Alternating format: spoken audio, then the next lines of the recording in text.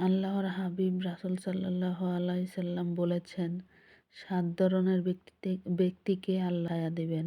এর মধ্যে এক ধরনের লোক হচ্ছে যারা যখন তারা আল্লাহর জিকির করে এবং তাদের চোখ দিয়ে পানি চলে আসে। এই হাদিস শরীফ দ্বারা বোঝা গেল, যখন আমরা আল্লাহর জিকির করব তখন আল্লাহর ভয়ে যদি আমাদের চোখে পানি চলে আসে, তাহলে আল্লাহ আমাদেরকে কিয়ামতের দিন আল্লাহর আরশের ছায়ায় স্থান দেবেন। এজন্য আল্লাহর জিকির করার সময় আমাদেরকে আল্লাহর প্রেমে এবং আল্লাহর ভয়ে কাঁদতে হবে। যদি কান্না না আসে তাহলে কান্না করার চেষ্টা করতে হবে। আল্লাহ আমাদের সবাইকে আল্লাহর জিকির করার সময় আল্লাহর প্রেমে কান্না করার তৌফিক দান করুক। আল্লাহুম্মা আমিন।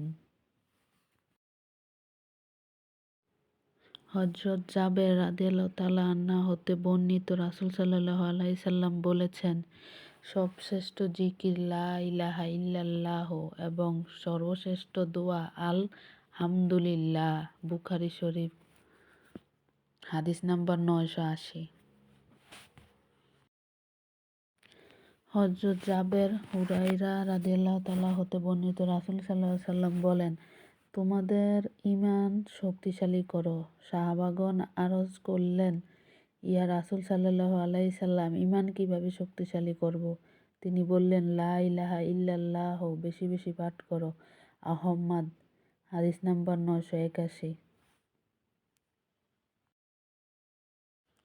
হযরত আবু সাঈদ খুদরী রাদিয়াল্লাহু হতে বর্ণিত, রাসূল সাল্লাল্লাহু আলাইহি সাল্লামকে প্রশ্ন করা হলো, বান্দাদের মধ্যে সর্বশ্রেষ্ঠ কিয়ামতের দিন আল্লাহর কাছে সর্বাধিক নৈকট্যশীল কে? তিনি বললেন, যে পুরুষ অধিক পরিমাণে আল্লাহর জিকির করল, অনুরূপভাবে যে নারী বেশি পরিমাণে আল্লাহর জিকির করল। তিরমিজি, ইবনে মাজাহ।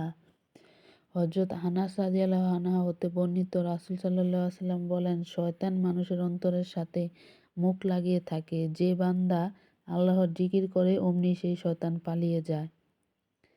হযরত আবু হুরায়রা রাদিয়াল্লাহু আনহু হতে বর্ণিত, রাসূল সাল্লাল্লাহু আলাইহি সাল্লাম বলেছেন, আল্লাহ বলেন, যখন কোনো বান্দা জিকির করে এবং দুই ঠোঁট একত্রিত করে, তখন আমি তার নিকটবর্তী হই।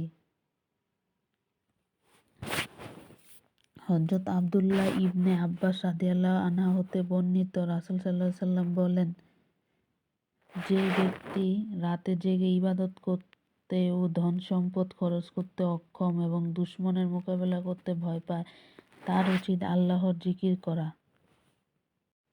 হযরত আনাস রাদিয়াল্লাহু আনহু হতে বর্ণিত, রাসূল সাল্লাল্লাহু আলাইহি সাল্লাম বলেছেন, লোক সকল দোয়া করা থেকে দূরে সরে যেও না। দোয়া অবস্থায় কোনো ব্যক্তির মৃত্যু ঘটানো হয় না। হাকিম ইবনে হাবান। হযরত জুবায়ের রাদিয়াল্লাহু আনহু হতে বর্ণিত, রাসূল সাল্লাল্লাহু আলাইহি সাল্লাম বলেন, যে ব্যক্তি তার আমলনামা দেখে খুশি হতে চায়, সে যেন বেশি বেশি করে তাওবা ইস্তেগফার পাঠ করে।